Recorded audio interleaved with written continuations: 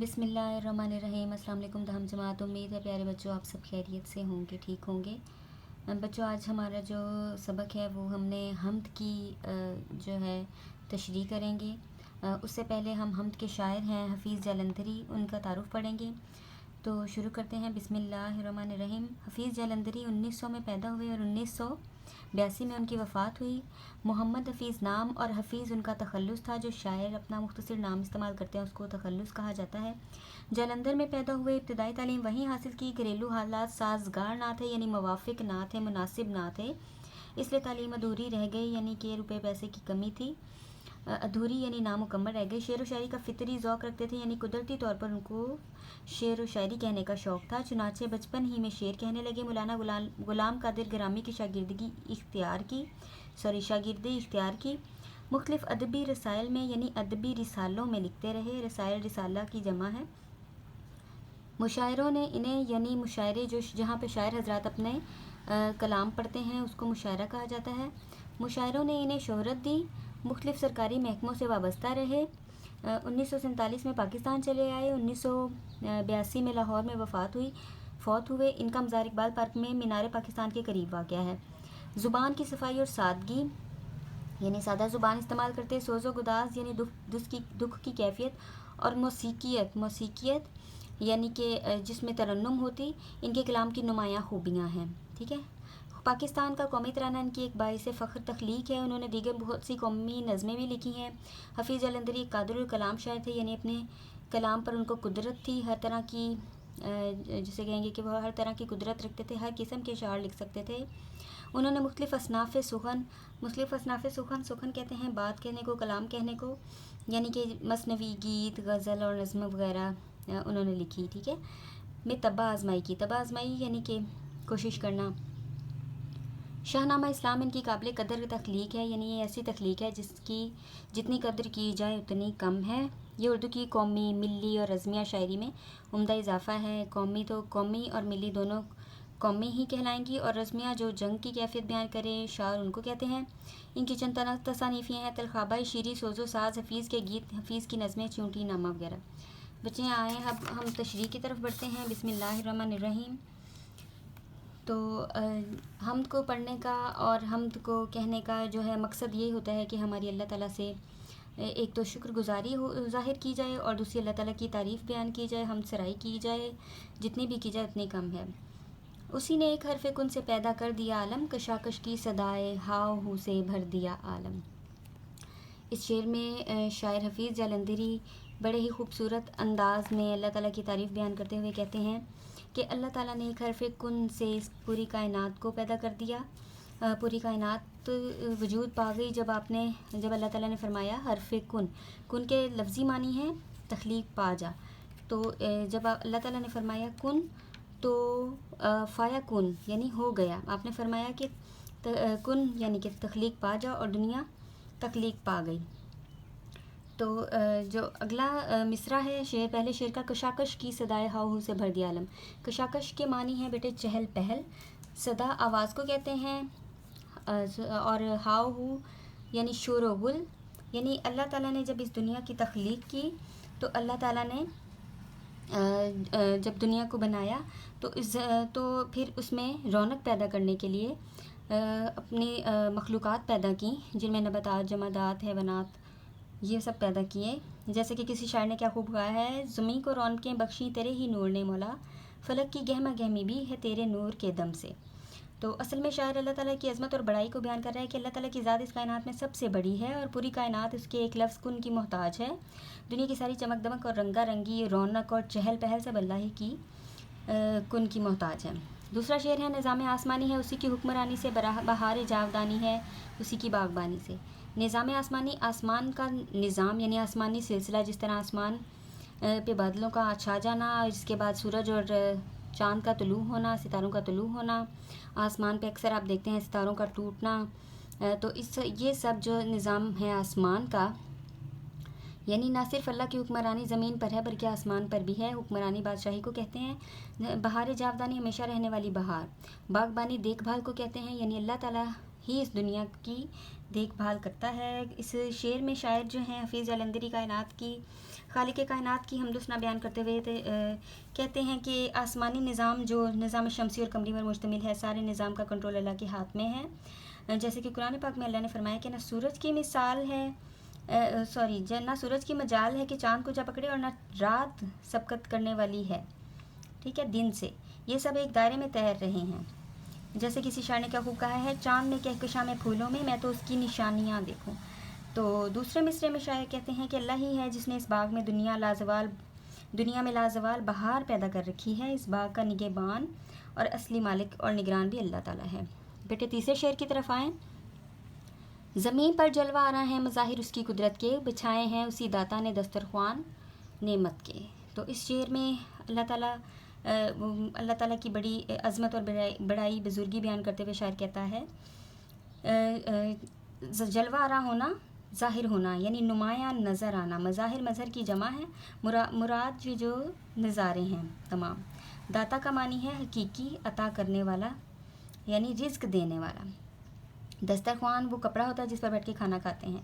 تو اس کا مفہوم یہ ہوگا پورے شعر کا کہ اللہ تعالیٰ کی باکمال قدرت کے طرح طرح کے نظارے جگہ جگہ نظر آتے ہیں، اسی داتا نے تمام مخلوقات کو کھانے کے لیے دسترخوان بچھا رکھے ہیں۔ حفیظ جالندھری خالق کائنات کی حمد و ثنا بیان کرتے ہوئے تشریح طلب شعر کے پہلے مصرے میں کہتے ہیں کہ زمین پر ہمیں اللہ کی قدرت کی جتنی بھی نشانیاں نظر آتی ہیں، اس کے جلووں کے انداز ہیں، ہم ان علامتوں کو دیکھ کر اللہ کی ذات کے بارے میں کیا سرائیاں کر سکتے ہیں۔ یعنی کہ جب ہم اللہ کی قدرت کو دیکھتے ہیں تو ہم سوچ سکتے ہیں کہ خدا کس عظیم قدرت کا مالک ہے۔ جیسے کہ کسی شاعر نے کیا خوب فرمایا ہے کہ ذرے ذرے سے عیاں ہونے کے بعد آج تک راز حقیقت راز ہے۔ دوسرے مصرے میں شاعر کہتے ہیں کہ اللہ تعالیٰ جو اس کائنات کا حقیقی داتا ہے، اسی نے پوری کرۂ ارض کو انسان کے لیے دسترخوان بنایا ہے۔ زمین پر پھل ہیں، سبزیاں ہیں، اسی طرح زمین پر بیٹھ کر وہ اللہ کی نعمتوں سے لطف اندوز ہوتا ہے۔ جیسے کہ قرآن پاک میں اللہ ارشاد فرماتے ہیں، پاکیزہ چیزوں میں سے کھاؤ جو ہم نے تمہیں عطا کی ہیں اور اس کا شکر ادا کرو۔ تو اگلا شعر ہے بچوں، شعر نمبر 4۔ یہ سرد و گرم، خشک و تر، اجالا اور تاریکی، نظر آتی ہے سب میں شان اسی کی ذات باریکی۔ سرد و گرم، ٹھنڈی اور گرم چیزیں، خشک و تر، خشکی اور سمندر، اجالا اور تاریکی سے مراد ہے روشنی اور اندھیرا یعنی صبح و شام، اور باری کا مطلب ہے پیدا کرنے والا۔ تو شاعر اسی طرح اللہ تعالیٰ کی تعریف بیان کرتے ہوئے کہتا ہے کہ اس کائنات کے ہر رنگ میں، ہر انگ میں اللہ تعالیٰ کی ذات کی شان رچی وسیع معلوم ہوتی ہے۔ اللہ تعالیٰ کی حمد و ثنا بیان کرتے ہوئے شاعر کہتے ہیں کہ پہلے مصرے میں کہتے ہیں کہ اگر سردی ہے تو اس کی ضد گرمی کو اللہ نے پیدا کیا، اگر خشکی ہے تو اس کی ضد اللہ نے سمندر کو بنایا ہے، اگر اجالا ہے تو روشنی کو بنایا ہے۔ جیسے کوئی شاعر کیا خوب کہتا ہے کہ پھولوں کی مہک میں تو، انجم کی جھلک میں تو، وہ رنگ صبا تیرا، یہ شان ادا تیری۔ دوسرے مصرے میں شاعر کہتا ہے کہ کائنات میں جو بھی چیز ہمارے دائرۂ بصارت میں آتی ہے یعنی ہمیں نظر آتی ہے، اس پر غور کریں تو ہمیں سب سے بڑی شان والے اللہ کی شان نظر آتی ہے۔ وہ صاحب ذی شان ہے، وہ ہر کسی کو شان عطا کرنے والا ہے، اسی نے اپنے محبوب بے مثال صلی اللہ علیہ وآلہ وسلم حضرت محمد کو شان کریمی عطا فرمائی ہے۔ جیسے کہ کوئی شاعر کیا خوب کہتا ہے کہ خدا کی عظمتیں کیا ہیں، محمد مصطفیٰ جانے، مقام مصطفیٰ کیا ہے، محمد کا خدا جانے۔ شعر نمبر 5 پہ آئیں۔ وہی ہے کائنات اور اس کی مخلوقات کا خالق، نباتات و جمادات اور حیوانات کا خالق، یعنی مخلوقات جو اللہ کی تخلیقات ہیں، جو بھی اس کی پیدا کردہ چیزیں ہیں، خالق بنانے والا یعنی اللہ تعالیٰ، کائنات پوری دنیا، نباتات پودے وغیرہ، جمادات جتنی بھی ٹھوس چیزیں ہیں جیسے کہ پہاڑ وغیرہ، اور حیوانات جو ہیں چوپائے جانور وغیرہ۔ تو شاعر اس میں کہتا ہے کہ اللہ تعالیٰ اس عظیم الشان کائنات کا خالق ہے، اسی نے پودے، پہاڑ اور طرح طرح کی بے زبان مخلوق کو پیدا فرمایا ہے۔ زمین و آسمان جو اس کائنات کا ظاہری حصہ ہیں، اس کے علاوہ انسانی نگاہوں سے کائنات کے بے شمار راز چھپے ہوئے ہیں، ان سب کا خالق بھی اللہ تعالیٰ ہی ہے۔ کسی شاعر نے کیا خوب کہا ہے، ازل سے پہلے ابد سے آگے وہی کھڑا تھا، وہ نور کل ہے، وہ ماہ کامل جو جنگلوں میں مجھے ملا تھا۔ تو اب دوسرے مصرے میں شاعر کہتے ہیں کہ اللہ نے اس کائنات میں 3 طرح کی چیزیں پیدا کی ہیں، نباتات یعنی پودے، جمادات یعنی پہاڑ اور ٹھوس چیزیں، اور حیوانات یعنی تمام قسم کے جانور جو بولنے سمجھنے کی صلاحیت نہیں رکھتے، لیکن اللہ تعالیٰ نے انسان کو جو حیوان ناطق ہے اپنا نائب بنا کر اس دنیا میں بھیجا ہے۔ جیسے قرآن پاک میں اللہ نے فرمایا ہے بے شک تمہارے لیے مویشیوں میں بے شمار فائدے ہیں، یعنی جانوروں کو تو اللہ تعالیٰ نے ہمارے فائدے کے لیے پیدا کیا ہے، لیکن انسان کو اللہ تعالیٰ نے ہمارے جو ہے اپنا نائب مقرر کیا ہے۔ اگلا شعر دیکھیں، وہ غنی ہے اور اگلا شعر دیکھیں کہ وہی خالق ہے دل کا اور دل کے نیک ارادوں کا، وہی مالک ہمارا اور ہمارے باپ دادوں کا۔ اس میں شاعر کہتے ہیں کہ اللہ تعالیٰ ہی ہیں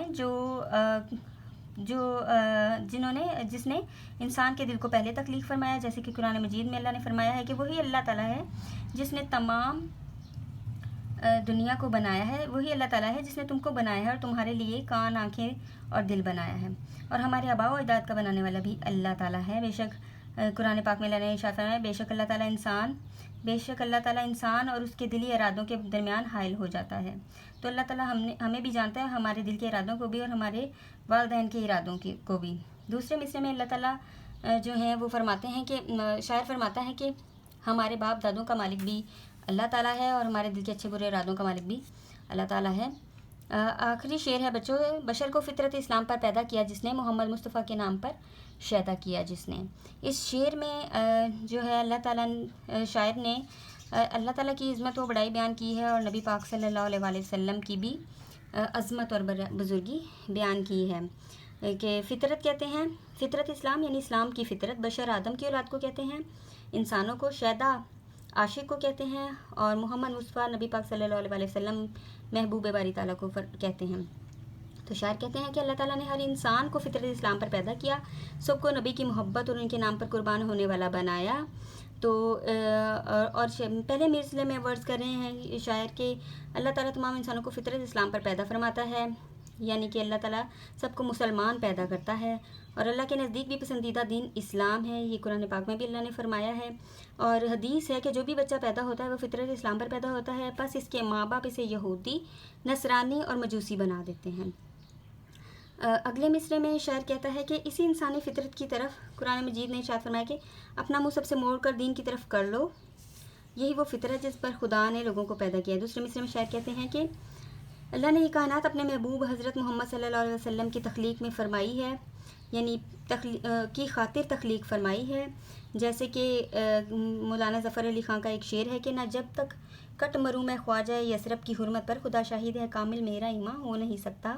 اور علامہ اقبال نے فرمایا کہ قوت عشق سے ہر پست کو بالا کر دے، دہر میں اس میں محمد سے اجالا کر دے۔ اصل میں شاعر ہمیں حقیقت مقصد تخلیق بتا رہے ہیں، مقصد تخلیق کائنات کہ اللہ نے رنگ و نور کا یہ میلہ صرف اپنے محبوب کے لیے لگایا ہے۔ تو اسی لیے اللہ نے تمام ایمان والوں سے اس طرح مخاطب ہو کے فرمایا ہے بے شک اللہ اور اس کے فرشتے نبی رحمت صلی اللہ علیہ وسلم پر درود و سلام بھیجتے ہیں، اس لیے اے ایمان والو تم بھی آپ صلی اللہ علیہ وسلم پر درود اور خوب سلام بھیجو۔ تو بچوں ہمارا یہ تشریح کا جو ہے وہ مکمل ہو گئی ہے تشریح، اب ہم مشق کی طرف آتے ہیں۔